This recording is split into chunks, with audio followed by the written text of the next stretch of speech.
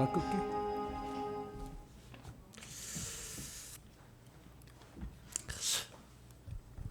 오늘은 맥주 감사 주일입니다. 하나님께서 한 해의 절반을 우리에게 베푸시는 은혜를 감사하는 주일인데요. 성령 강림을 7번째 맞는 주일입니다. 다 같이 자리에 일어나셔서 경건한 마음으로 2024년도 7월 첫째 주 주일날 일부 예배 하나님께 드리겠습니다.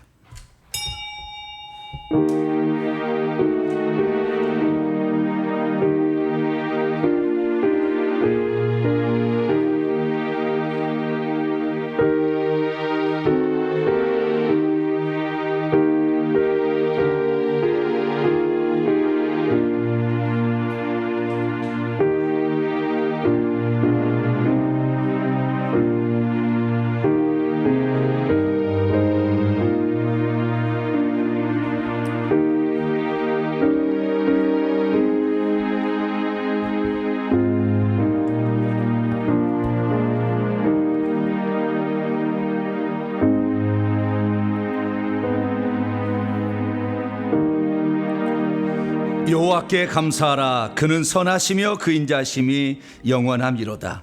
신들 중에 뛰어난 하나님께 감사하라. 그 인자심이 영원함이로다. 2024년도 반년 동안 저희들을 보살펴 주신 사랑이 많으신 하나님, 맥주 감사주의를 맞아 성도들이 하나가 되어 경배와 찬양으로 주님께 감사 예배를 드리게 하시니 진심으로 감사를 드리옵나이다. 땀 흘려 농사 지은 농부에게는 첫 열매를 안겨주시고 우리에게는 성령으로 믿음을 더하사 아름다운 열매를 맺게 하신 주님, 오늘도 주님이 주실 말씀을 고대하며 주 앞에 왔사오니 성령의 참된 은혜로 저희들을 이끌어 주시고 한 해를 잘 감사하며 또 새로 하반기를 잘 맞이할 수 있는 복된 시간이 되기를 원합니다. 오셔서 저희들의 예배를 기쁘게 받아 주시옵소서. 우리 주 예수 그리스도의 이름으로 기도하옵나이다. 아멘. 찬송가 66장을 찬송하시겠습니다. 다 감사드리세 찬송하도록 하겠습니다.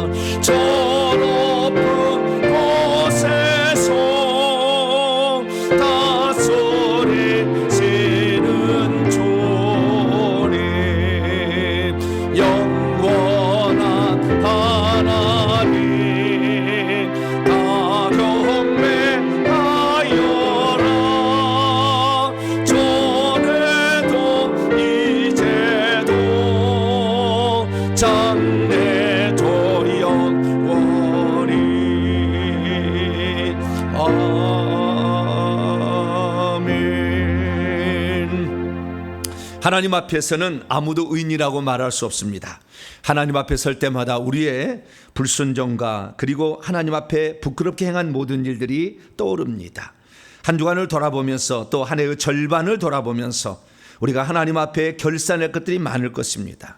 그러나 우리가 지은 죄들을 완전히 결산하고 넘어가야 됩니다. 우리가 주님 앞에 적게 심었든 많이 심었든 우리의 부끄러운 모습이 있다면 하나님과 겸손히 아뢰기 바랍니다. 주의 말씀에 순종하지 못했고 기도하지 못했으며 회개하지 못했고 그리고 하나님 말씀 뜻대로 살지 못했던 것, 가야 될 것과 가지 못할 걸 구별하지 못했던 것, 우리의 입술을 지키지 못했던 것, 세상의 유혹의 욕심을 따라갔던 것까지 겸손히 하나님께 고백함으로 용서받겠습니다. 다 같이 참회 기도를 주 앞에 드리겠습니다. 오늘도 이렇게 저희들을 붙들어 주시고 이끌어 주셔서 하나님 나라를 위해서 오늘도 살아갈 수 있도록 하소서. 우리가 너무나 부끄러워서 하나님 앞에 잘못했던 것을 고백하지 아니하시옵소서.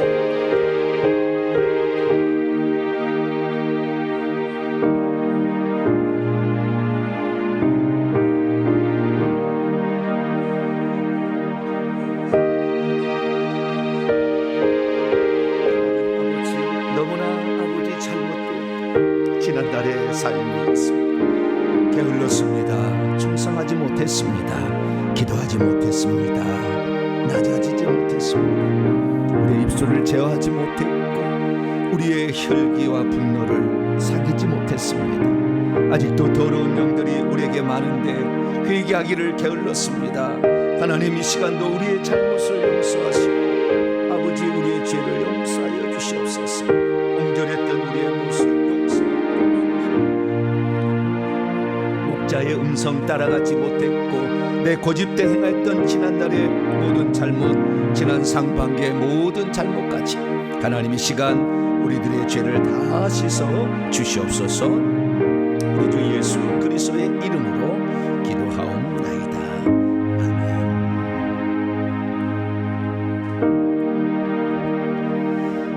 아멘. 사랑하는 성도 여러분, 하나님은 우리 모두가 우리 자신의 모순과 허물을 거짓없이 고백할 때 용서를 베풀어 주십니다. 여기 우리가 고백한 모든 죄를 용서하시마 약속하신 하나님의 말씀이 있습니다. 그가 내 모든 죄악을 사하시며 내 모든 병을 고치시며 내 생명을 파멸해서 속량하시고 인자와 긍휼로 간을 씌우시며 좋은 것으로 내 소원을 만족케 하사 내 청춘을 독수리같이 새롭게 하시는도다. 이 말씀에 근거하여 우리가 고백한 모든 죄가 용서받음을 확신합니다. 아멘. 감사의 찬양 드립니다. 에바다 찬송하도록 하겠습니다.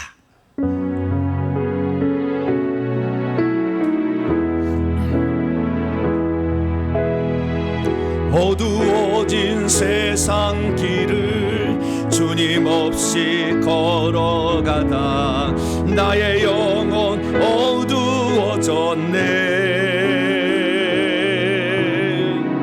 어느 곳이 길인지 어느 곳이 진리인지 아무것도 알 수 없었네. 주님 없이 살아가는 모든 삶 실패와 좌절뿐이네. 사랑하는 나의 주님 내 영혼 눈을 뜨게 하소서. 열려라 해 바다 열려라 눈을 뜨게 하소서. 죄악으로 어두워진 나의 영혼을 나의 눈을 뜨게 하소서. 아무것도 알 수 없고 아무것도 볼 수 없고 아무것도 들을 수 없네. 세상에서 방황하며 이리저리 헤매이다 사랑하는 주님 만났네. 어두웠던 나의 눈이 열리고 막혔던 귀가 열렸네. 답답했던 나의 마음 열리고 나의 영혼 열렸네.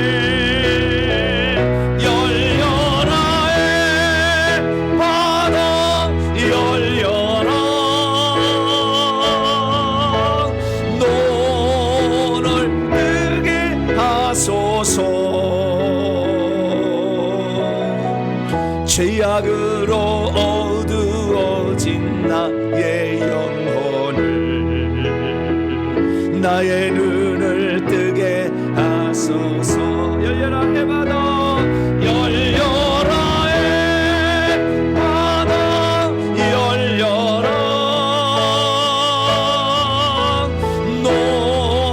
눈을 뜨게 하소서. 죄악으로 어두워진 나의 영혼을 나의 눈을 뜨게 하소서. 이제 사도신경으로 신앙 고백하도록 하겠습니다. 나는 전능하신 아버지 하나님 천지의 창조주를 믿습니다. 나는 그의 유일하신 아들 우리 주 예수 그리스도를 믿습니다. 그는 성령으로 잉태되어 동정녀 마리에게서 나시고 본디오 빌라도에게 고난을 받아 십자가에 못 박혀 죽으시고 장사된 지 사흘 만에 죽은 자 가운데서 다시 살아나셨으며 하늘에 오르시어 전능하신 아버지 하나님 우편에 앉아 계시다가 거기로부터 살아있는 자와 죽은 자를 심판하러 오십니다. 나는 성령을 믿으며 거룩한 공교회와 성도의 교제와 죄를 용서받는 것과 몸의 부활과 영생을 믿습니다. 아멘. 자리에 앉으셔서 찬송가 519장입니다.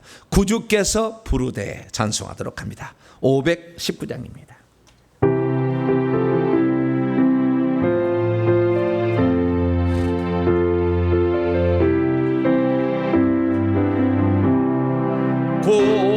고주께서 보러되 오늘 오라 하시니 올 수 있는 기회에 긍휼함을 받으라. 널 위하여 주시는 주의 음성 들으며 주의 약속 믿어서 내 구주로 섬기라. 구주께서 널 위해 기다리고 계시니 모든 고통 두려움 주께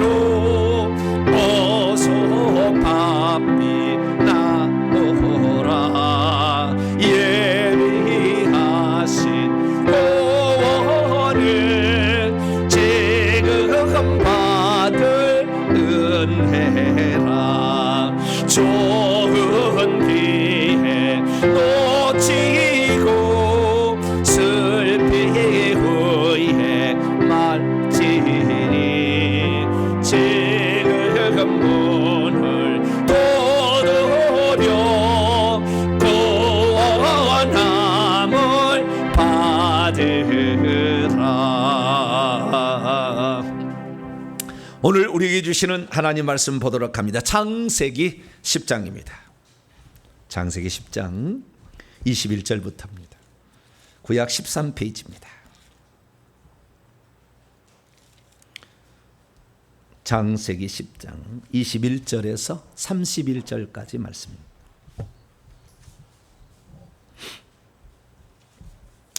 창세기 10장 21절에서 31절.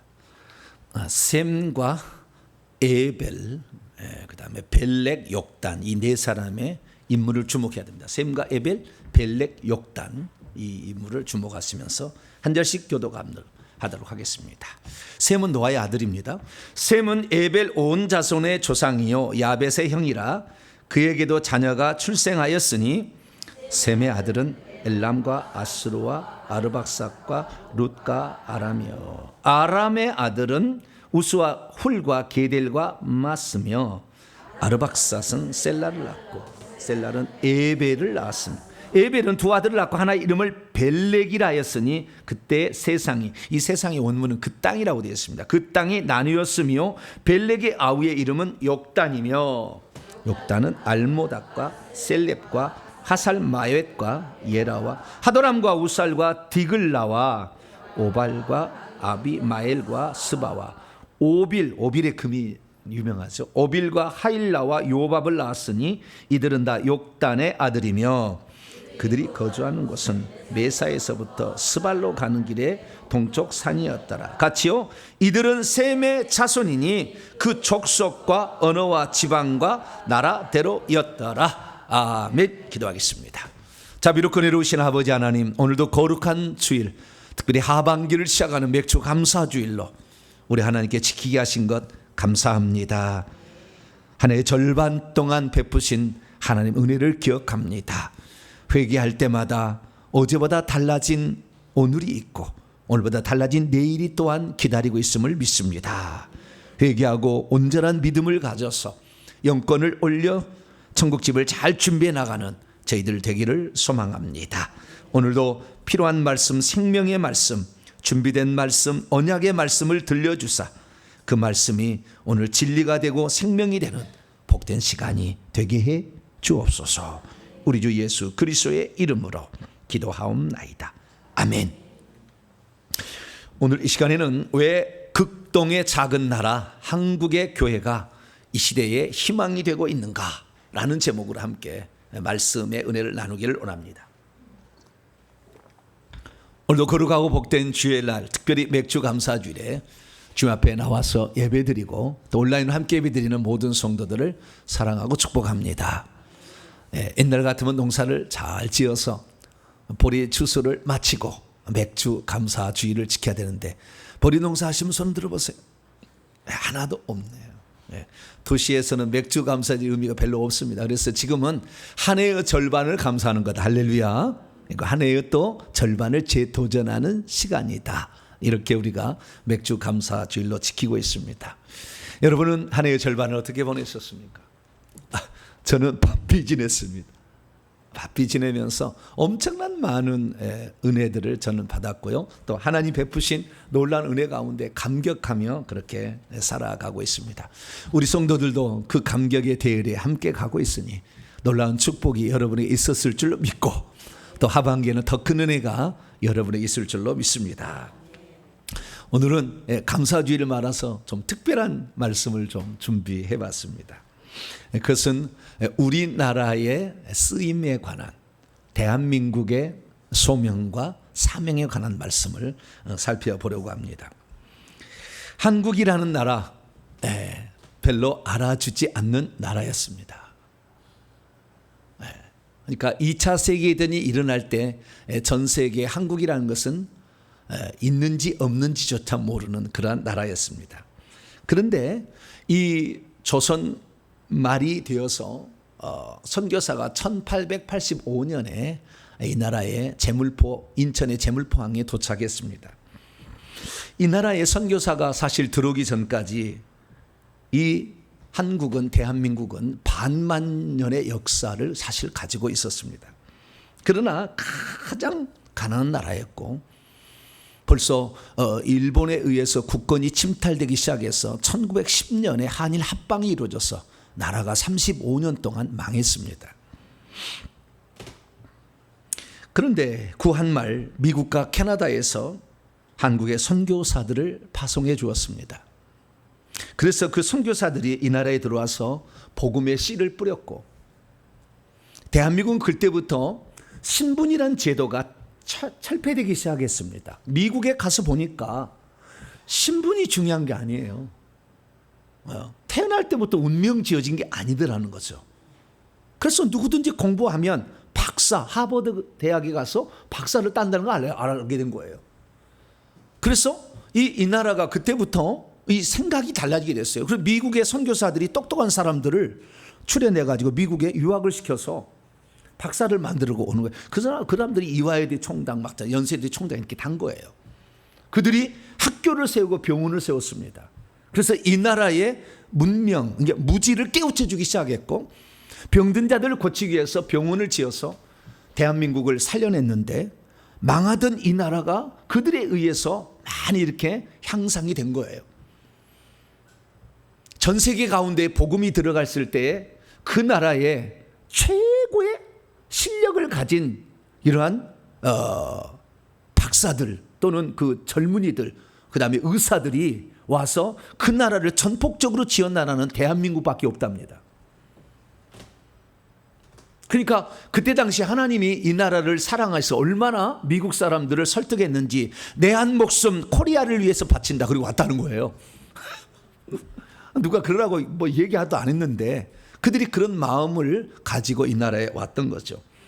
그래서 복음의 씨가 저 대동강변에 피 흘림으로 이렇게 뿌려지기 시작해서 대한민국이 저 북쪽에서부터 남쪽으로, 또 남쪽의 중간에 인천에서부터 복음이 전해지기 시작했습니다. 그래서 이 땅에 복음의 씨가 뿌려지고 이제 2024년 139년이 지났습니다. 그런데 지금 어떠할까요? 1948년 2차 세계대전 이후에 수십 개, 한 80여 개국인가요? 수십 개 나라가 독립을 했습니다. 아프리카의 거의 대부분의 나라, 아시아의 수많은 나라들이 독립을 했어요. 그중에 우리나라와 함께 독립을 했던 나라가 필리핀, 싱가포르, 태국, 미얀마, 베트남, 몽고, 이런 나라들이 그때 함께 나라가 처음으로 나라가 세워졌어요. 근데 이렇게 독립한 수많은 국가들 중에서 대한민국은 현재 이들 국가 가운데 가장 부강한 나라가 되었고, 전 세계가 가장 부러워하는 그런 나라로 탈바꿈하게 된 것입니다. 대체 무슨 일이 있었던 것일까요? 그리고 지금은 사실 서양의 기독교 국가들, 영국, 독일, 프랑스 이를 비롯한 이런 스페인, 포르투갈 수많은 서양의 국가들과 이들에 의해서 넘어가서 인도양을 지나서 아메리카 대륙에 가서 미국과 캐나다와 이런 데를 이제 선교를 했는데, 이런 나라들, 또 호주 나라들 비교했을 때에 전 세계 기독교 국가들이 전부 지금 쇠락의 길에 서 있고 거의 바닥 상태에 지금 유럽은 그렇게 기고 있습니다. 왜 그랬을까요? 그것은 동성애 법과 차별금지법을 받아들임으로 결국에 나라가 망하게 된 것입니다. 하나님의 창조의 법칙을 어기는 일들을 자행함으로 미국도 오바마가 백악관에서 동성애 자유를 선포하며, 오바마도 동성애자는 말이 있어요. 뭐 정확하게는 잘 모르겠지만 거의 확실시 되는 것 같아요.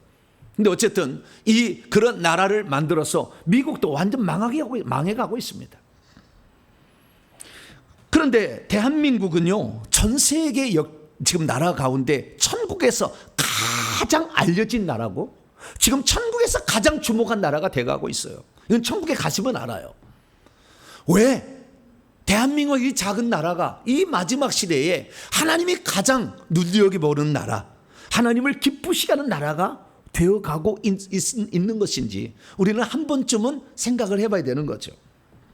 왜 대한민국은 이 말세에 경제적인 복을 받고 있고 전 세계가 주목하는 나라가 되어가고 있으며, 특별히 이 전 세계가 이 선교사가 다 없어지는 가운데 대한민국만큼은 모든 나라에, 북한을 제외한 모든 나라에 대한민국 선교사가 다 들어갔습니다. 어느 나라도 대한민국을 싫어하는 나라가 없어요. 북한은 못 들어가서 못 들어가는 거고, 예, 북한도 들어가려고 준비한 사람이 지금 얼마나 많이 준비를 몰라요. 작년에도 그런 분이 준비를 하고 있더라고요. 모퉁이돌 성교회 막 이런 데 있잖아요. 다 준비하고 있어요.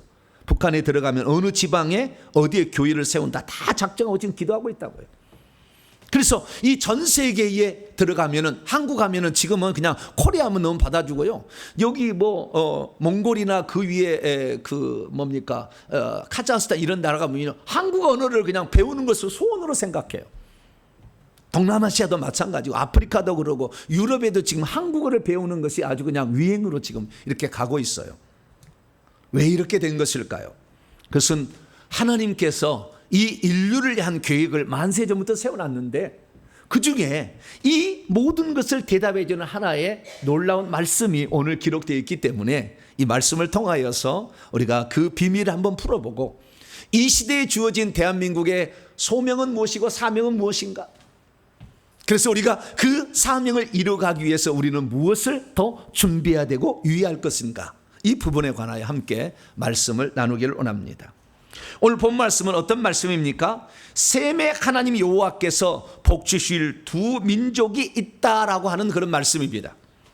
셈에게는 5명의 아들과 자손들이 있었는데요, 그 중에 4대 후손으로 에벨이라는 사람이 있었습니다. 그 에벨에는 두 아들이 있었는데 벨렉과 욕단이라는 아들이 있었습니다. 왜 창세기 기자는 이 셈에게 5명의 아들이 있었는데도 불구하고 5명의 아들을 언급하지 아니하고 창세기 기자는 이렇게 기록을 했을까요? 셈은 셈의 4대 후손입니다. 에벨의 모든 자손의 조상이요 야벳의 형이라. 셈과 함과 야벳이 있는데 함은 빼놓고 셈은 에벨 온 자손의 조상이라 소개하게 주고 있고, 이 서두에 서두 셈의 가문을 소개하는데, 그러니까 야벳의 족속에 대해서 설명을 하고 함의 족속 설명을 하고 셈의 족속 설명을 하는데, 셈의 첫 어두가 어떻게 되느냐? 셈은 에벨 온 자손의 조상이요 야벳의 형이다. 함의 형이라고도 하지 않아요. 야벳의 형이라. 그에게도 자녀손이 출생하였다, 이렇게 소개하고 있는 것일까요? 우리는 이 셈에 대해서 좀 알아야 되는데요, 노아가 낳은 첫째 아들이 셈입니다. 셈, 함, 야벳이라는 세 아들을 낳았죠. 셈은 아르박사스를, 아르박사는 셀라를, 셀라는 에벨을 낳았으니 셈의 4대 후손이 에벨입니다. 그리고 다시 에벨은 벨렉, 루, 스룩, 나홀, 데라, 아브라함을 낳았으니 에벨의 5대 후손으로 아브라함이 오죠. 그래서 노아의 10대 후손이 아브라함입니다. 우리는 이것을 봐야 되는데요, 오늘 주목할 것은 셈은 에벨 온 자손의 조상이다 라고 했다는 이 셈에 소개하는 서두의 이 문구가 그렇다는 거예요. 주목하라 이거 아니에요. 셈의 족속이 아브라함까지 쭉 이렇게 내려오게 되는데, 이 중에서 가장 주목할 이유는 누구다? 에벨을 주목하라는 거예요. 에벨인데, 에벨 온 자손이라는 것은 에벨의 모든 아들이란 말이에요. 원문에는 에벨의 모든 아들. 근데 에벨은 누구를 낳느냐? 에벨은 2명의 아들을 낳았다는 거예요. 하나는 벨렉, 하나는 욕단. 2명의 아들을 낳았다, 이렇게 말하고 있습니다. 왜 이렇게 소개하고 있는 것일까요? 우리는 성경의 계보를 살펴보게 되는데, 성경의 계보는 첫째 아들로 항상 이어지진 않아요. 그래서 우리는 이 계보를, 성경에 나와 있는 계보를 무슨 계보라 하냐면은 신앙의 계보, 믿음의 계보라고 합니다. 그러니까 누가 그 신앙을 이어받았는가요? 그래서 첫째 아들로 꼭 가는 게 아니에요. 셈의 아들을 보겠습니다. 여러분 성경책을 보세요. 셈의 아들은 22절입니다. 5명의 아들을 낳았는데요, 엘람, 아수르, 아르박삿, 룻, 아람이에요. 그런데 이 엘람으로 가잖아요. 엘람이 지금 이란입니다. 이란 나라가 지금 엘람이에요. 그런데 이란으로 안 가고 아수라는 것은 지금 레바논, 지금 현재 레바논으로 가지 않았어요. 아르박삿으로 갔다는 거예요. 왜? 그 24절을 보니까 이 아르박삿은 셀라는 에벨을 낳고 에벨은 벨렉과 욕단을 낳았다, 이렇게 이어지니까 결국에 셈의 몇째 아들이요? 셋째 아들로 이루어졌다는 거예요. 믿음의 계보가 셋째 아들로 내려갔다는 거예요. 그리고 내려가다가 이 다시 벨렉 내려가서 쭉 내려가다가 이 데라까지 내려옵니다. 데라 내려서 데라의 아들은 3명이에요. 데라의 아들이. 자, 여러분 성경책 11장을 보세요. 11장 26절을 봅니다. 11장 26절 시작. 데라는 70세에 아브람과 나홀과 하란을 낳았더라. 이건 순서를 기록한 게 아니에요. 예, 주 역사를 교회 밑에 다 조사해 보면은 데라는 70세에 첫째 아들 하란을 낳았어요. 120살에 나홀을 낳고요. 130살에 아브람을 낳았습니다. 그러니까 아브람은 첫째 아들이 아니라 데라의 셋째 아들이에요. 다 나와요 밑에 보면. 그 믿음의 계보가 결국에 믿음의 계보로 이어진다는 거잖아요. 그래서 우리는 그 조상으로부터 핏줄을 가지고 태어났다는 것이 중요한 것이 아니라 믿음의 계보를 이었느냐라는 것을 살펴봐야 되는 거죠. 그래서 우리가 믿음의 계보를 살펴보게 되면 결국에 이 셈의 4대 후손이 에벨이고, 에벨이 둘 아들을 낳았으니까 벨렉을 낳았어요. 벨렉이 5대 후손이 아브라함이에요. 아브라함부터 시작해가지고 다시 또 시작해가지고 아브라함에서 다윗에서 예수님 이렇게 나와요. 그래 아브라함의 42대 손이 예수님입니다. 그러니까 지금 신앙의 계보는 이 에벨에서 벨렉으로 이어져서 아브라함 다윗으로 가서 결국에 예수님으로 같은 지금 현재 이스라엘이죠. 그 이스라엘 나라가 혈통적으로 신앙의 계보를 이어받았고 거기에서 메시아가 태어나서 인류를 구원했다라는 사실을 알 수가 있게 되는 것이죠. 그러면 하나님께서 셈을 소개할 때 셈은 에벨과 벨렉의 조상이었더라 이렇게 해야지. 왜? 셈은 에벨 모든 자손, 모든 아들, 두 아들밖에 없어요. 두 아들의 조상이었다 이렇게 말하고 있느냐를 우리는 주목해야 한다는 것입니다. 그리고 이 셈은 야벳의 형이다, 함의 형이라 하지 아니하고 야벳의 형이라 이렇게 소개하고 있냐 그죠. 이것은 먼 미래를 하나님이 아시고 다 아시니까 하나님은 먼 미래를 아시고 하나님께서 이미 딱 못을 박아놓은 아주 중요한 이 영적 계보를 잇는 믿음의 어떤 약속을 거기다가 계시를 해놓고 있다 이거죠. 자, 오늘 본 말씀 어떤 말씀입니까? BC 1500년경 시내산에 올랐던 이 모세가 다 경험을 하고 BC 1406년경 죽게 됐는데 그때 이 성경을 기록을 합니다. 그래서 창세기부터 기록을 하는데 그 창세기의 일부분이에요. 여기에 우리는 노아의 세 아들에 관한 이야기가 10장에 기록되어 있다는 것, 그 후손들이 쫙 퍼져나갔던 이야기가 기록된 것을 살펴볼 수가 있어요. 그런데 셈을 소개할 때만큼은 아주 중요하게 소개했다는 거예요. 다른 데는 그렇게 소개하지 않는데 셈을 소개할 때만 어두의 어떤 표제를 다른 거예요. 표제를. 셈은 누구를 낳고 이렇게 한 게 아니라 셈은 누구를 낳고 이렇게 아니라 셈은 소개를 해놓았다는 거예요.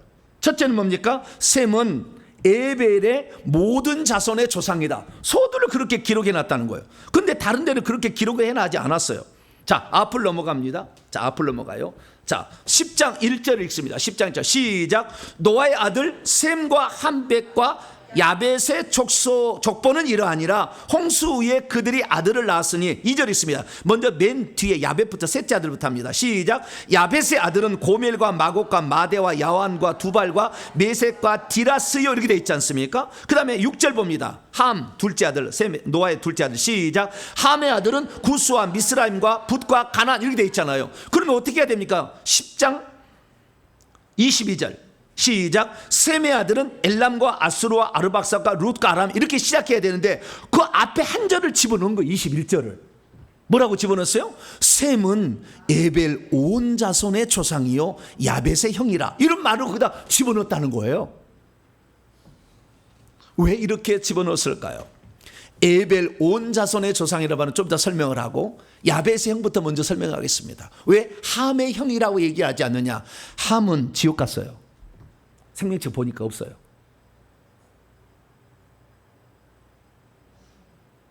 야벳은 지금 유럽인들을 가리키는 거예요.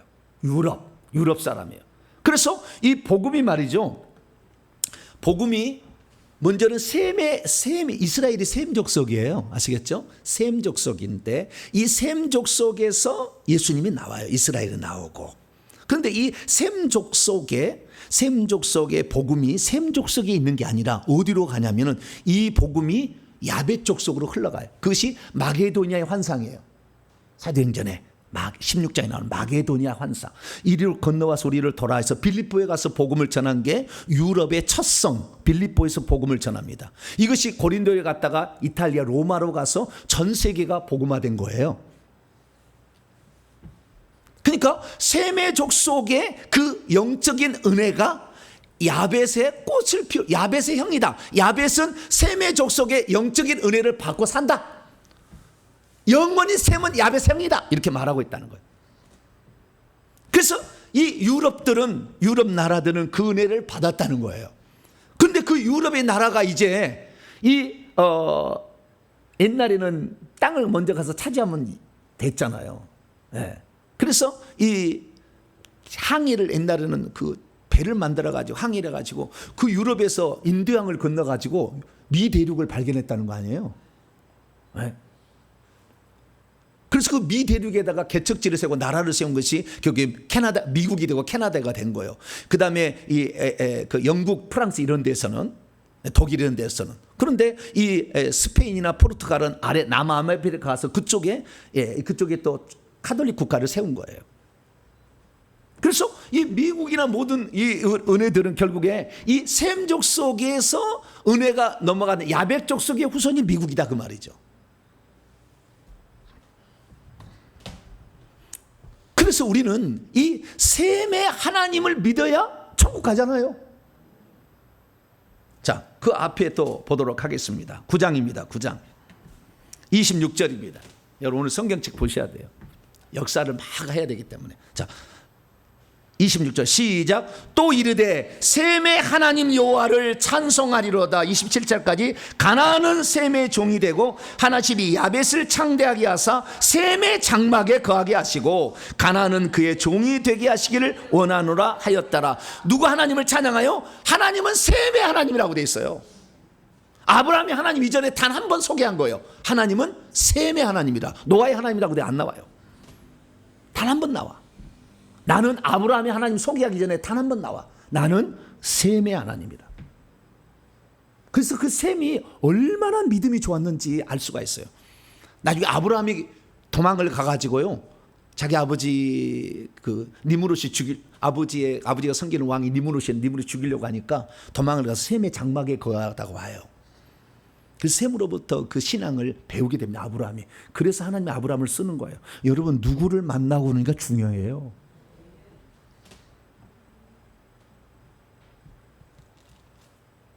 하나님은 셈의 하나님인데 그 셈의 하나님이 이스라엘만의 하나님이 아니고 지금 대한민국의 하나님이에요. 나중에 제가 얘기를 할게요. 이제 좀. 대한민국은 셈 족속이에요. 나중에 소개하겠습니다.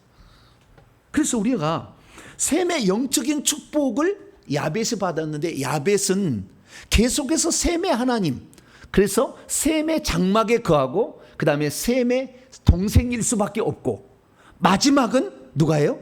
셈의 족속이 영적인 은혜를 베푼다 이거예요. 그래서 하나님은 알파이고 오메가 있어요. 시작과 마침이에요.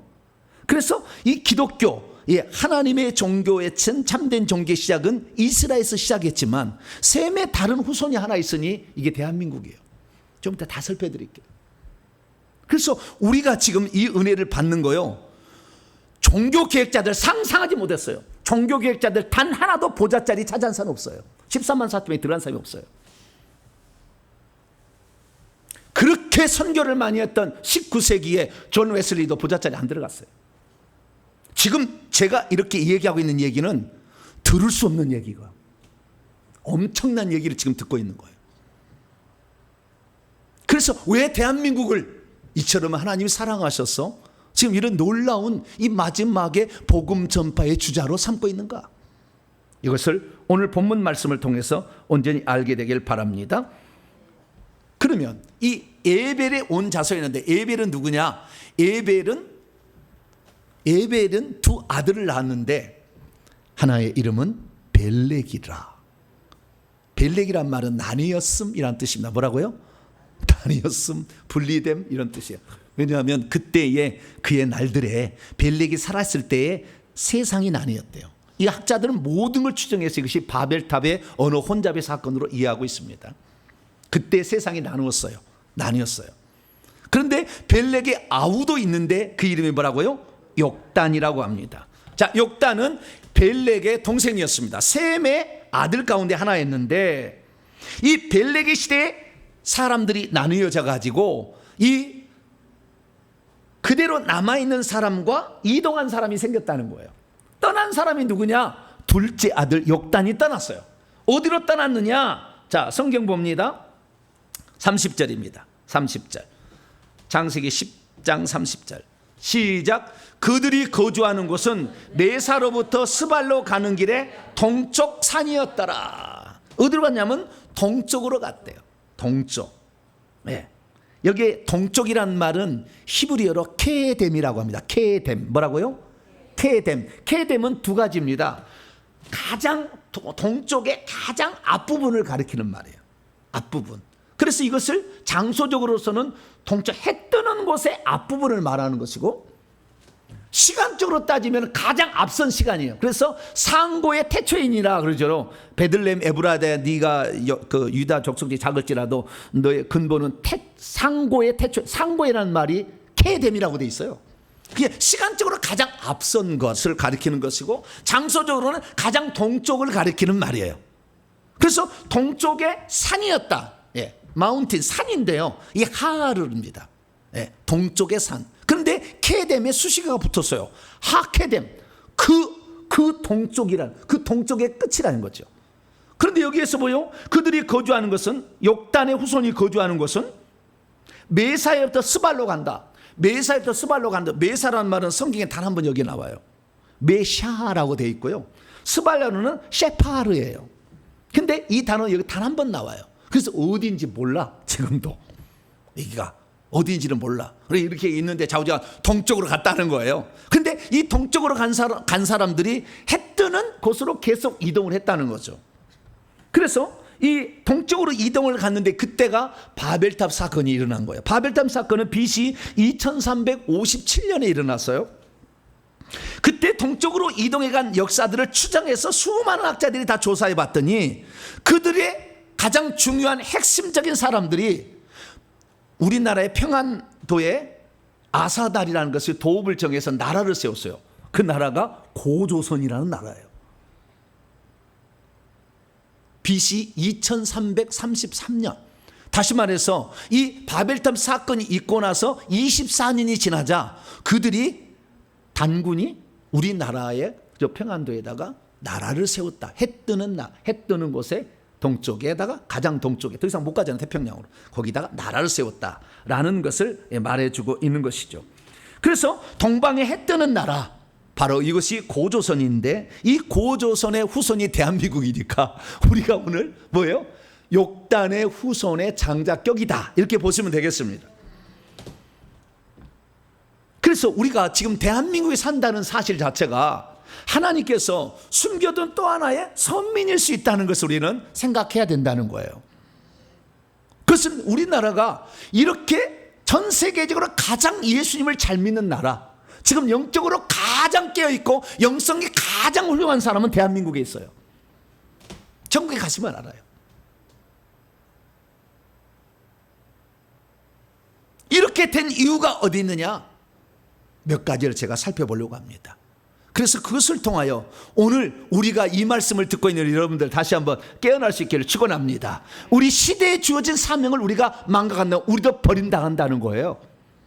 그래서 지금 우리에게 주어진 사명 우리는 잘 발견하고 우리의 시간, 물질, 달란트, 은사를 주의 나라를 위해서 복되게 쓰는 성도들 되기를 축원합니다.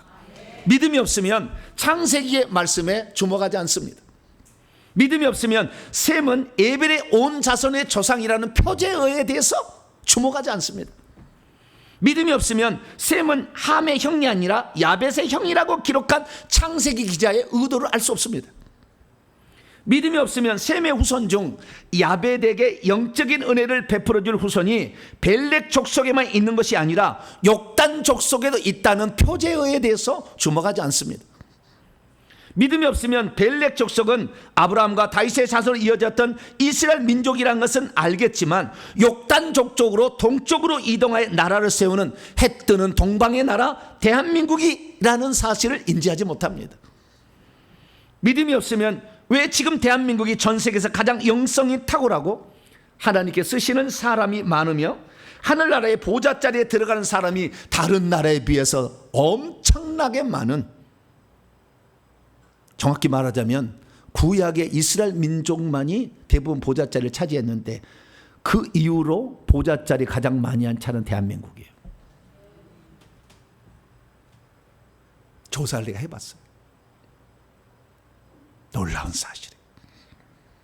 그러므로 우리들은 성령의 영감으로 기록된 이 창세기에 기록된 감추인 비밀이라는 것들을 온전히 깨달아서 민족의 안배를 통해서 마지막 시대에 하나님이 쓰시고자 하는 그 계획에 여러분들이 동참하심으로 여러분이 천국에 갔을 때 아름다운 천국집과 영광스러운 면류관을 얻을 수 있는 복된 성도들이길 간절히 바랍니다.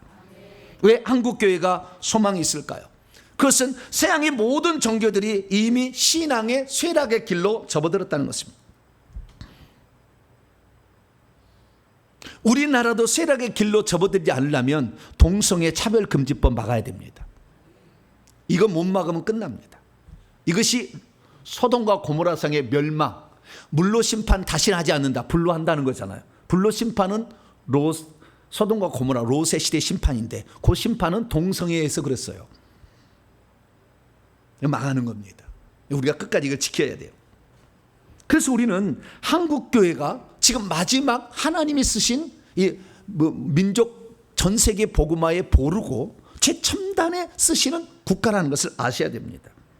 그럼 왜 한국의 교회가 소망이 있느냐? 세 가지 이유가 있습니다. 첫째, 한국은 지금 구원론에 있어서 가장 하나님께서 인정할 만한 성경적인 구원론을 말하고 있는 국가이자 교회예요.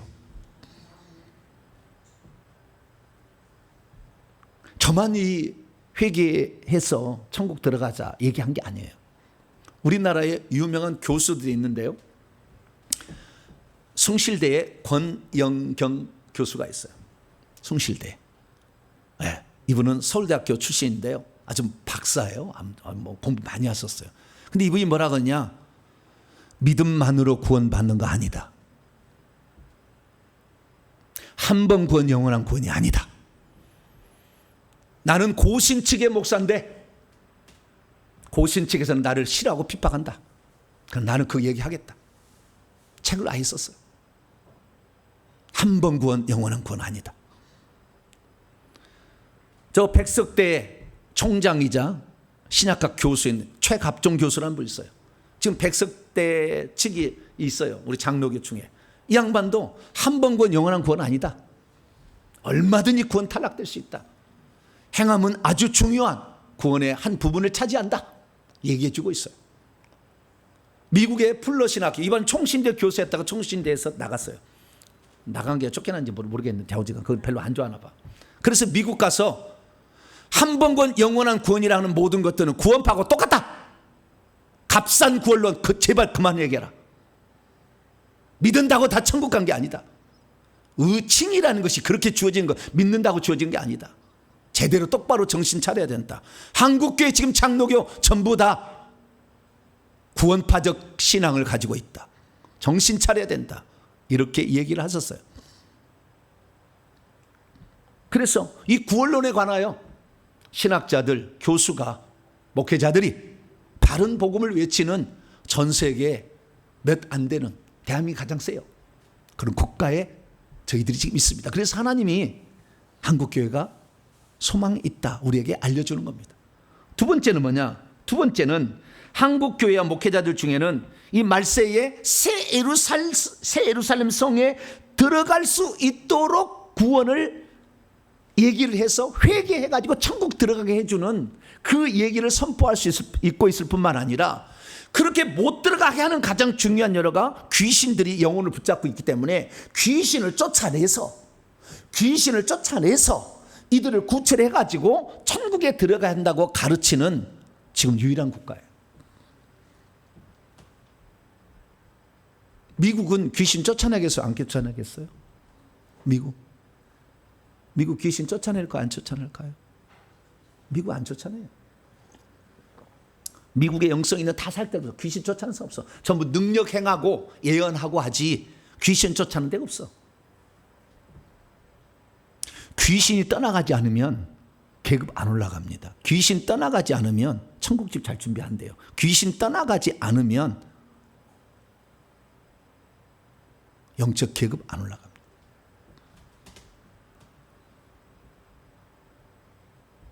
그런데 그것을 지금 하고 있는 거예요. 저는 감사하게도요, 저는 회개도 얘기하고 귀신도 쫓아내는 목사잖아요. 네. 말씀으로 정확히 짚어주고 그 다음에 영성 부분에도 얘기하는. 그런데 참 감사하게도 최근에 제가 알게 됐는데, 인천 기쁨의 교회 이종선 목사님이라고 있어요. 이분만이 아니에요. 여러 목사님 있는데, 예, 우리 교단의 선배이기 때문에 통합 측 선배예요. 지금 막 70번인가 이렇게 귀신 쫓아내는 사역의 세미나를 목회자들을 모시고 수백 명, 500명 모여들 500명 가지고 지금 하고 있어요. 매달에 한 번씩. 얼마나 많은 여기에 거쳐간지 몰라요. 그래서 우리 교단에서 이렇게 정말 이 마지막 때에는 영적 군사가 준비돼야 된다. 할렐루야. 마지막에 지금 적그리스도가 아마겟돈 전쟁하려고 그쪽에 세력을 많이 확보하고 있는데, 우리들도 영적 군사를 만들어야 된다 하고 이 일을 하고 있다는 것에서 정말 너무 감사해요. 그래서 이 대한민국은 회개와 귀신 축사에 관한 말씀을 증언하는 아주 하기 때문에 소망이 있다 말씀드릴 수 있어요. 세 번째는 뭐냐? 교회사 가운데 세계적인 인물이 이스라엘 다음으로 대한민국이에요. 미국도 아니요, 영국도 아니요. 이스라엘 다음으로 대한민국이에요. 제가 다 조사해봐서 알아요. 저는 한때 미국의 은사운동 하시는 분들 참 부러워했어요. 피터 와그너 박사부터 쭉 이렇게 많은 사람들이 있었잖아요. 다 조사를 해봤어요.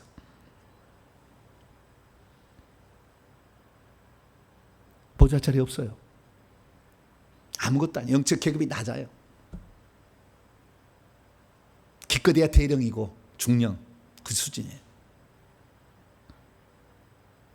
대한민국처럼 별이 막 이렇게 있지 않아요. 말씀만 전해서는 별 하나까지 달 수 있지만 별 2개, 별 3개, 별 4개 달려면 귀신 쫓아내야 돼요.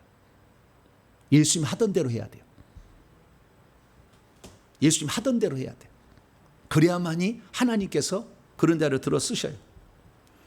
그래서 지금 미국 신사도 빈야운동 계열의 목회자들요, 거의 생명책이 없어요. 아예 지워졌어요. 우리는 그 참 부러워했어요. 과거에 저도 참 부러워했어요. 야, 어떻게 저렇게 능력을 저렇게 막 던지고 여기 짚고 왔다가 막 던지고 막 그러잖아요. 네? 막 옷을 막 해버리면 막 한번 넘어가고, 야, 신기하다 막. 속지 마세요. 그러가 귀신 안 나가요.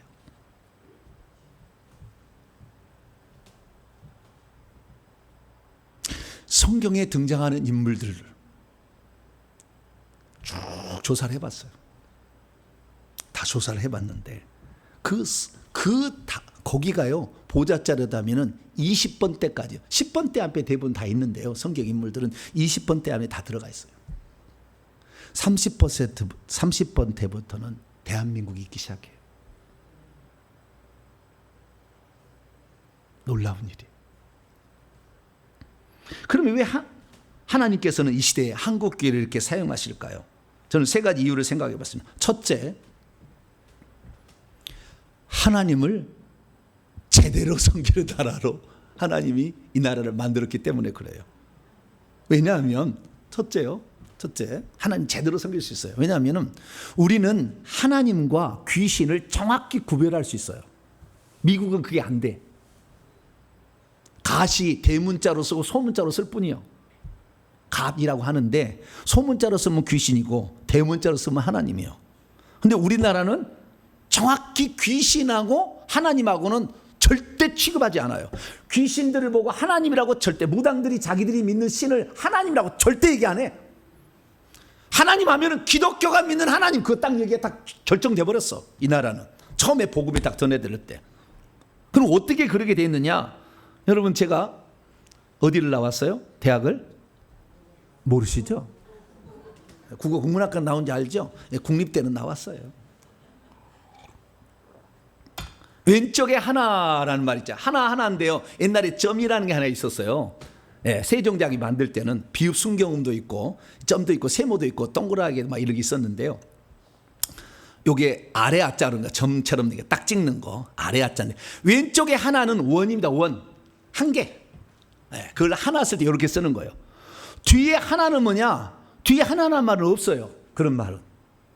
거기에다가 리을을 붙이면 하날이 있습니다. 뭐라고요? 하날. 하날이라는 게 리을 붙여가지고 하날은 이상. 하나라는 저 글자는 존재하지 않는 글자예요. 그러면 우리나라에서 성경을 번역할 때 어떻게 했느냐? 하나님, 왼쪽에 하나님, 오른쪽에도 하나님인데 하나님인데요. 어떻게 했느냐라는 거예요. 1911년 우리나라의 구역 성경이 완성이 됐는데요. 구역 성경이 완성이 됐는데 그때 성경책에 뭐라고 하냐? 하나 있잖아요. 그 나자가 왼쪽에 있는 것으로 번역을 해놨어요. 그러니까 하나에다가 플러스 님이에요. 그러니까 아까 얘기했듯이 원래 원이라는 하나를 떼는 왼쪽 글자였는데 오른쪽 글자를 만든 거예요. 그러니까 만들었는데 그 어떻게 만들었느냐? 그 발음이 하나하고 똑같잖아요. 원래는 원이란 뜻은 아니었어, 하나가. 그런데 거기다가 님자를 붙여가지고 하나님 만드니까 들을 때는 뭐예요? 똑같잖아, 발음이.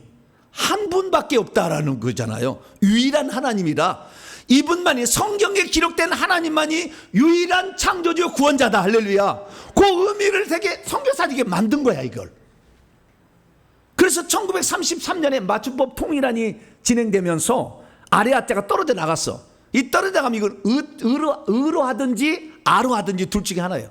천주교는 하느님으로 갔고 우리 개신교는 하나님으로 온 거예요. 그래서 지금 우리는 뭐예요? 하나님이라는 걸 쓴 거예요.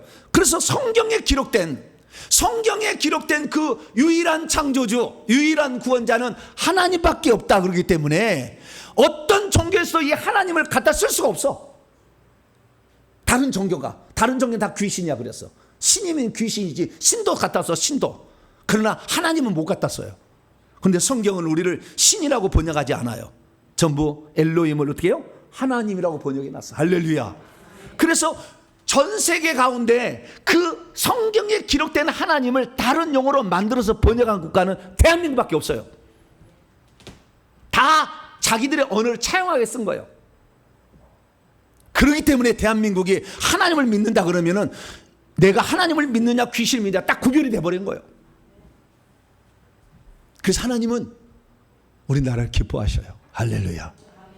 139년밖에 안 됐지만 확실한 하나님을 믿는다. 두 번째 뭐냐? 두 번째는 우리나라는 영적 감각이 탁월하고 열정이 끌어올라요. 뭐라고요? 열정이 끌어올라. 믿으면 믿고 아니면 아니에요. 네.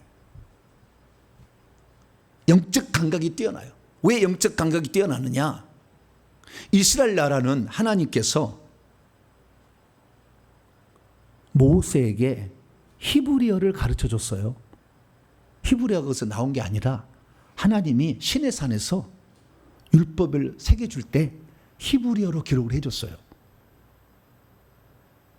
그래서 이스라엘 사람은 언어를 알게 된 거예요. 언어를 알고 있는 거예요. 히브리어는 천국의 언어입니다. 천국에 가면. 그래서 하나님이 그거 알려준 거예요. 그래서 그 언어로 히브리어로 성경을 기록했어요.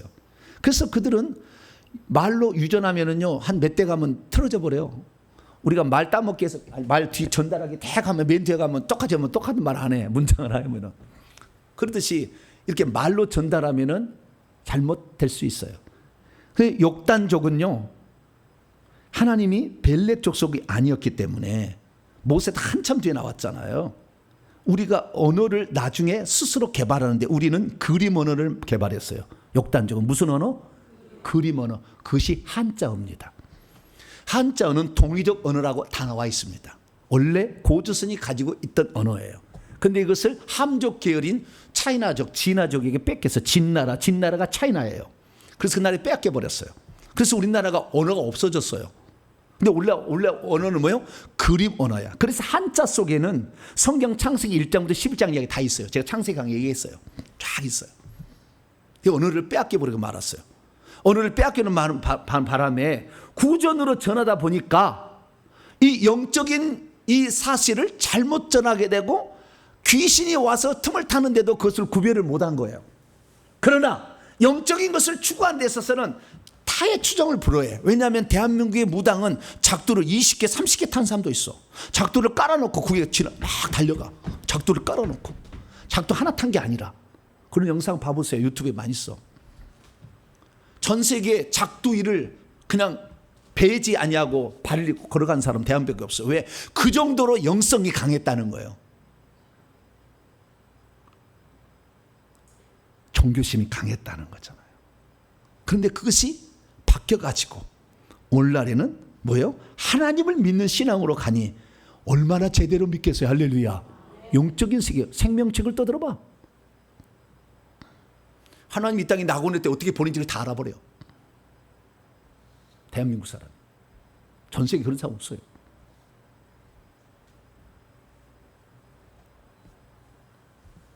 그래서 이 탁월한 영적인 감각과 더불어 열정도 대단해. 한번 술을 먹어버리면 그냥 통으로 마셔버려요. 한 번 끝나지 않아. 2차, 3차를 가버려요. 하여간 뿌리를 뽑아야 돼. 열정하면 정열심이지. 할렐루야.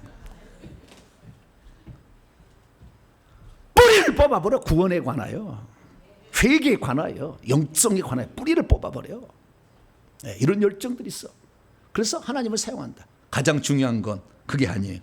그것은 하나님의 만세절의 계획이 있었다는 거예요. 그건 뭡니까? 오늘 본 말씀 다시 읽습니다. 21절입니다. 창세기 10장 21절 시작. 셈은 에벨 온 자손의 조상이요 야벳의 형이라 그에게도 자녀가 출생하였으니 에벨 온 자손의 조상이다 라는 거예요. 에벨은 벨렉과 욕단을 낳았는데 벨렉은 하나님이 썼어요. 그 민족으로. 그래서 예수님이 나왔어요. 예수님이 나왔는데 예수님을 거부해서 없애버렸어. 나라. 그리고 그 나라가 이스라엘 나라가 1948년에 독립합니다. 우리나라하고 똑같이. 근데 이스라엘 나라를 안 쓰고 독립했을 때 이스라엘 나라를 다시 써야 되는데 안 쓰고 어느 나라를 써요? 대한민국을 썼다. 할렐루야. 이게 중요한 거예요. 이게 지금. 그래서 이 방면에 관하여 욕단족에 관한 이 모든 정보들을 다 고대로부터 연구한 박사님 한 분 계셔요. 유석근 박사님이세요. 교회도 아예 아리랑 교회라고 이름을 바꿨어요. 원래는 아니었는데. 무슨 교회? 아리랑 교회. 알이랑이 아리랑은 알이랑. 알은 하나님을 뜻하는 거예요. 알이 얼이 돼요. 이 얼굴이 뭐예요? 얼이 있는 뼈골. 네. 얼이 있는 골이다 해서 얼굴이에요. 얼 다 똑같은 거예요. 근데 그 알이랑 하나님이랑 알이요. 하나님이요. 알이랑 고개로 넘어간다. 그래서 동쪽으로 고개를 넘어와서 고조선을 세웠고 그 후예가 대한민국이다라는 것을 모든 자료로 다 파헤쳤어요. 그래서 책을 써놓은 거예요. 여러분 우리는 아리랑 민족 사서봐요. 집대성한 거예요. 그냥 뼈저리게 느껴. 그래서 다 설명할 수는 없고. 자, 그래서 우리가 어떤 민족이냐? 욕단족의 후손으로서 그 핏줄을 갖고 있다가 그런데 하나님을 잃어버렸어. 그래서 무당이 그냥 우리나라를 지배하고 있었는데 영성은 아주 강했어. 아주 그냥 작두를 타고 막 쫙 하고 있었어. 그러던 중에 선교사가 와가지고 하나님이라고 번역을 하는데 이것은 성경에 기록한 하나님하고 귀신하고 다르다. 이거 귀신이었구나. 버려. 할렐루야. 하나님, 유일한 하나님, 할렐루야. 한 분 하나님을 섬기자. 그래서 그때부터 마음을 먹고 한 분 하나님을 섬기니 하나님이 그냥 빡 드러나기 시작했어. 할렐루야. 귀신이 그냥 막 정복이 당해 그냥. 네. 지난주에도 어떤 선교사님, 미국 선교사님 오셨는데 그분은 미국에 살다 보니까 별로 죄질 일이 별로 없나 봐요. 귀신을 이렇게 몸에 다 이렇게 안수를 해보니까 아픈 데가 없네. 고문을 안 당하는 거예요. 혀만 조금 좀 고문을 당하고 고문을 안 당하는 거예요. 그래서 제가 그러면 이렇게 깨끗한 사람들은 천국도 갑니다. 마음이 청결한 자는 하나님을 볼 것이며. 그러니 천국 오늘 주님이 허락하시면 뭐 제가 하겠습니까? 주님이 허락하시면 천국 갑시다. 손 탁 얹었어요. 뭐가 보입니까? 천국인데요. 할렐루야. 바로 천국 가서 예수님 만나서 사명 듣고 자기 천국에 가서 베드로의 안내를 따라서 천국집 가서 1층 보고 2층 보고 여기까지 바라에서 왔어요. 어찌 이런 일이 일어나요? 이런 일이 어떻게 일어나냐고. 그걸 칼빈이 해봤겠어요? 웨슬레가 해봤겠습니까? 조나단 에드워드가 해봤겠습니다.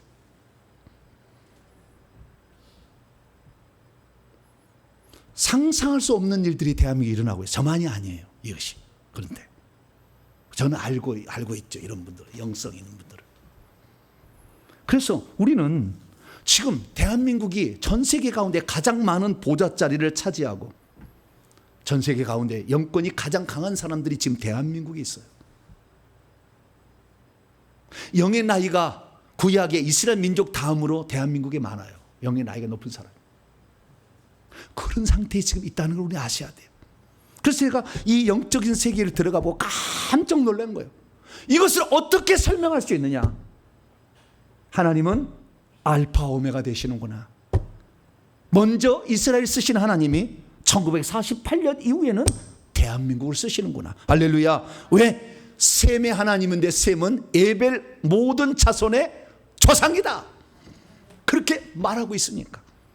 그래서 우리는 이 시대에 대한민국에 주어진 사명을 우리는 깨닫고 이 회개를 전하고 귀신을 쫓아내는 이 놀라운 특권을 잃어버리면 안 돼요. 미국에는 그렇게 영성 있는 사람이 있어도 귀신을 쫓아내는 사람이 없으니까 계급이 떨어져.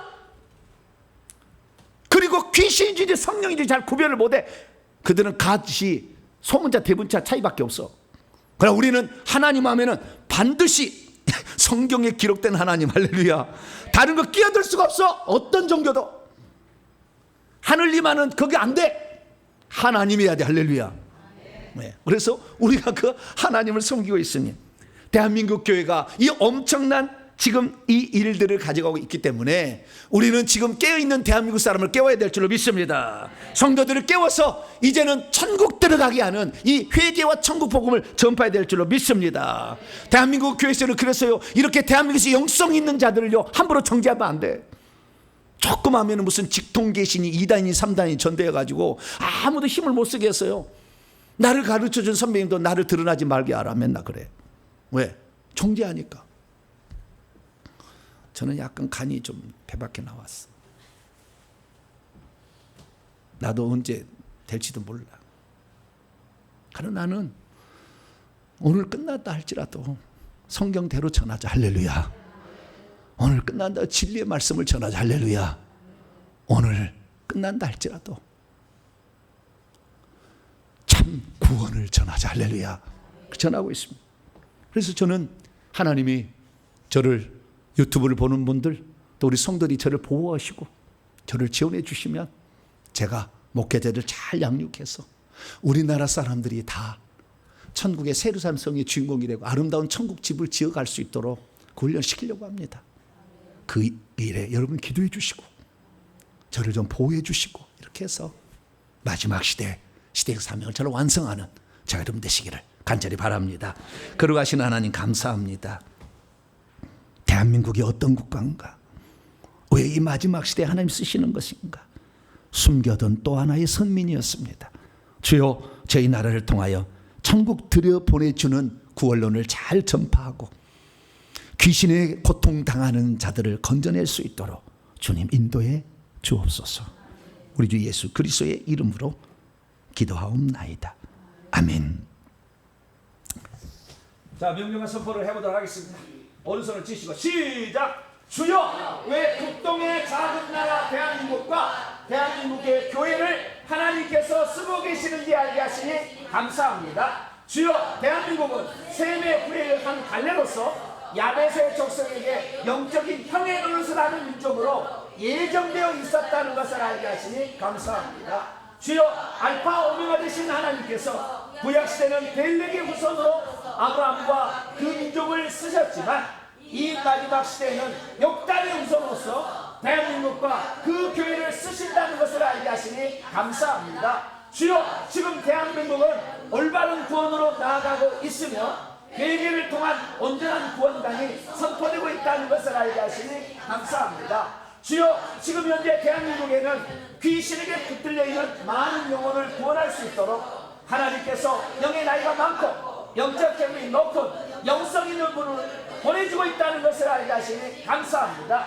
주여, 그동안 우리 민족을 향한 시대적 소명에 눈이 어두웠고 그 사명을 잘 감당하지 못했나이다. 용서해 주소서. 결단입니다. 시작. 주여, 이제는 시대적 소명을 잘 감당하겠습니다. 주여, 이제는 바른 구원론을 전파하겠습니다.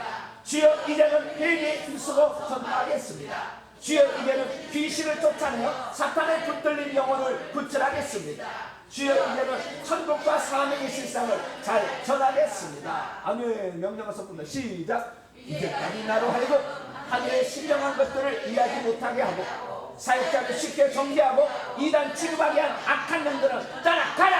이제 내가 예수 이름으로 명하노니 우리 대한민국에게 주어진 시대적 소명을 깨닫지 못하게 막고 있는 거룩고 추악한 영은 묶임을 말로 쉬어다. 내 영혼아 깨지어다. 내 영혼아 깨지어다. 시대적 소명을 붙잡아 이 시대에 주어진 참된 복음 곧 회개와 천국 복음을 전할지어다. 핵심이다. 시작. 2차 세계대전 이후 우리나라가 경제적으로 가장 부강한 나라가 되었고 영적으로도 역시 눈부신 성장을 이룬 나라가 되었구나. 한국교회가 소망이 있는 이유는 올바른 구원론을 전하는 신학교 교수와 목회자들이 있기 때문이로구나.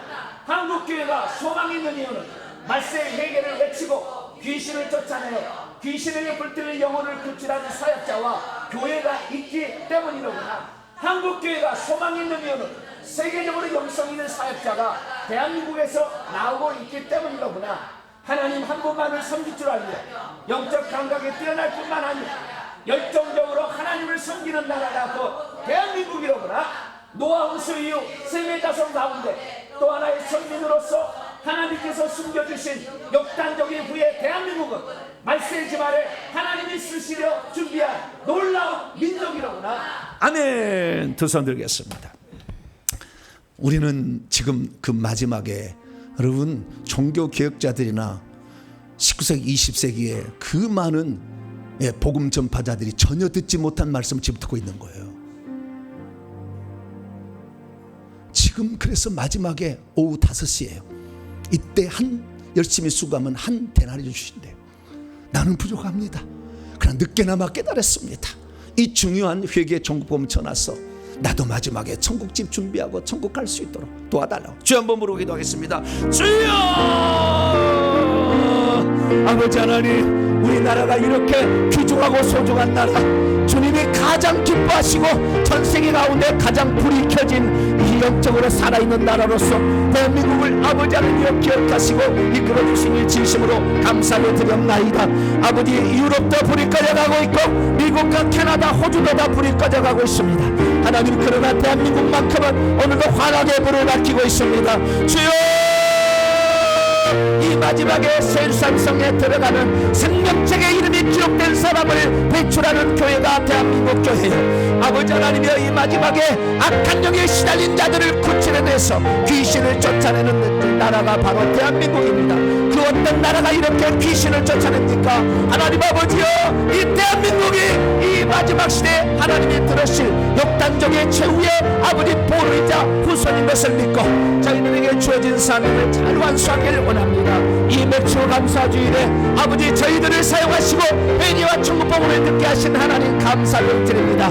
이제 아버지 우리에게 이 주어진 시대적 소명과 사명을 잘 이룰 수 있도록 아버지 도와주셔서 아버지 지금도 아버지 타락의 길을 가고 있고 한 번 본 영웅이라고 잘못하고 있는 자들을 건져내게 하여 주시고 예수 믿지 않는 우리 가족을 위해 기도하여서 우리 때문에 천국에 들어온 자라고 아버지 말할 수 있는 자들을 만들어낼 수 있도록 아버지 도와주시고 함께하여 주옵소서. 우리들은 연약하고 부족하나 아버지 바울과 함께 아버지 전세계 1차 2차 3차 4차 전도행을 했던 것처럼 이제 아버지 회개의 천국 복음을 통하여 전세계로 복음을 전환하고 우리 대한민국이 완전히 하나님께 귀중히 쓰임받아서 다 천국집 얻고 멸류관하는 성도가 될 수 있도록 하나님 도와주시고 함께하여 주시옵소서. 우리는 주님을 의지합니다. 말세지만에 우리 민족에게 주신 사명을 완수하길 원합니다. 주님 도와주셔서 끝까지 잘 감당케 하시고 함부로 2단 3단 정죄해서 이 위대한 복음을 아버지 사그라지게 하지 말게 하여 주시고 이 위대한 복음이 땅까지 증언될 수 있도록 하나님 도와주시옵소서. 저를 돕는 목회자들과 아버지 천국의 성도들 전세계 성도들을 붙여주셔서 이 마지막 시간에 이 복음을 땅까지 증언할 수 있도록 하나님 이끌어 주시옵소서. 오 주님 붙잡아 주옵소서. 우리는 연약합니다. 아무것도 아닙니다. 오직 주님 때문에 살아있습니다. 주의 복음을 끝까지 증언할 수 있도록 저희들을 붙잡아 주시고 저희들을 사용하여 주시옵소서. 예수님의 이름으로 기도합니다. 아멘. 말씀을 마음에 새기면서 찬송가 95장입니다. 나의 기쁨 나의 소망 되시며 찬송하면서 준비하신 예물 하나님께 드립니다. 95장 찬송하겠습니다.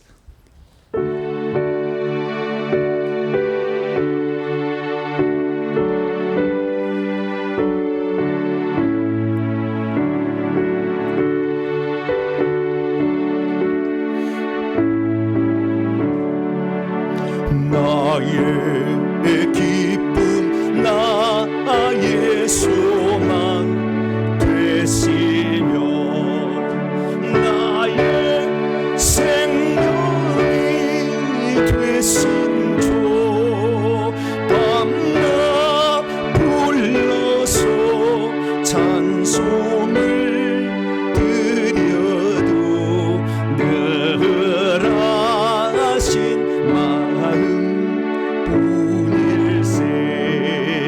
나의 사모하는 선한 목자는 어느 꽃다운 동산에 양의 우리와 늘 함께 가서서 기쁨을 함께 하실까. 길도 없이 거친 넓은 들에서 갈길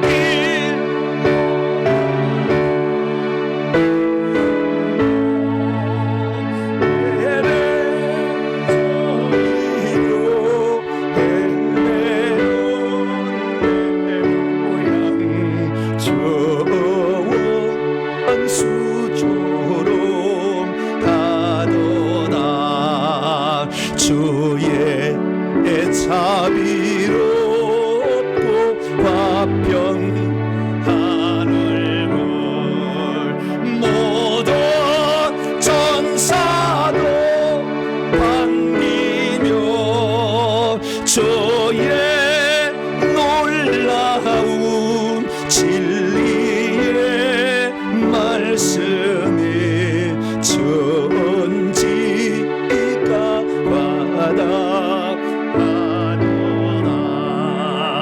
나의 진정 사모하는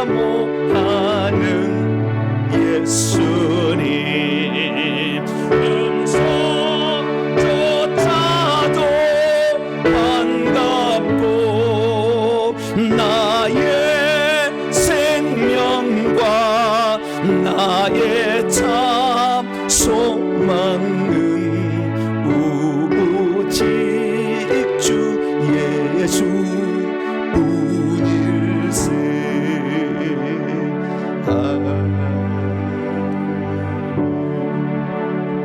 교회 소식 전하도록 하겠습니다. 맥주 감사주일로 지키게 하신 하나님께 감사합니다. 한 해 절반을 우리에게 생명과 은혜로 주신 하나님께서 하반기도 지켜줄 줄로 믿습니다. 이번 주 수요 기도에 있습니다. 히브리서 강의 14번째 시간 믿음의 선배들의 신앙 이야기 이어가도록 하겠습니다. 그리고 선교의 후원, 지방에 올라가신 분들의 선교센터를 세우기 위하여 후원을 받고 있는데요. 여기에 정말 자신의 이 뜻이 하나님의 뜻이 이루는데 합당하다 여기신 분들은 후원하셔가지고 이 지방에 올라가신 분 또 목회자들 훈련할 수 있도록 그렇게 선교센터를 마련할 수 있도록 도와주시기를 바랍니다.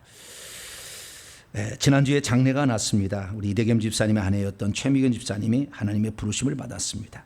그 전에 천국에 갔다 왔어요. 그래서 집을 보고 왔기 때문에 가족이 그렇게 많이 아프지는 않고 위로를 받았습니다. 또 특별히 장례에 조문해 주시고 위로해 주신 성도님께 진심으로 감사를 드립니다. 다음 주 기도 순서들 기도를 준비하시길 바라고요. 오늘부터 7월 8월 2달 동안 주일 식사는 김밥으로 대신하도록 하겠습니다. 7월을 맞이해서 이조희 성도님 가정에서 화분을 헌문하셨고요. 또 새 가족이 등록하셨습니다. 또 맥주 감사주일을 맞이해서 조재윤 안수 집사님, 우리 박영민 집사님 가정에서 떡을 찬조해 주셨습니다. 진심으로 감사를 드립니다. 7월을 맞이해서 새로운 구절이 있습니다. 말씀이 어디가 있나? 앞에가 있나요? 여기 있네요. 자, 고린도 15장 58절 두 구절입니다. 자, 고린도 15장 58절 시작. 그러므로 내 사랑하는 형제들아 견실하며 흔들리지 말고 항상 주의 일에 더욱 힘쓰는 자들이 되라. 이는 너희의 수고가 주 안에서 헛되지 않은 줄 알미라. 고린도 3장 14절에서 15절이요. 만일 누구든지 그 위에 세운 공적이 그대로 있으면 상을 받고 누구든지 그 공적이 불타면 해를 받으리니 그러나 자신은 구원을 받되 불 가운데서 받은 것 같으리라. 아멘. 인사 나누겠습니다. 주님의 은혜가 여러분에게 주님의 은혜가 모두에게 모두 함께 하길 바랍니다. 마지막 시대의 사명을 우리 잘 이룹시다. 혼자 할 수는 없지만 같이 하면 할 수 있습니다. 두세 사람을 모인 곳에 나도 그들과 함께 있다고 그랬으니까 함께 나봐서 이 마지막 사명을 이루겠습니다. 다 같이 봉헌하겠습니다. 자리에서 일어나겠습니다.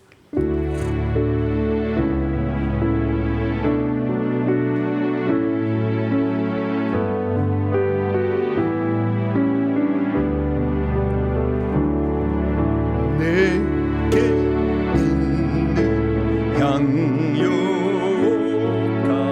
주께 가져와 그 발 위에 입 맞추고 깨드리이다.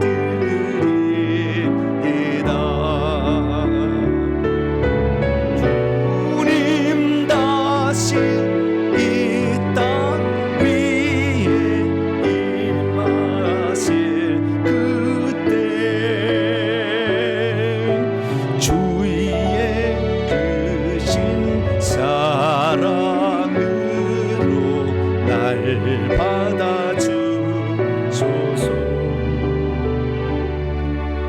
하나님, 손을 댄다고 어찌 그 속에서 불이 들어가서 악한 영을 녹게 하겠습니까?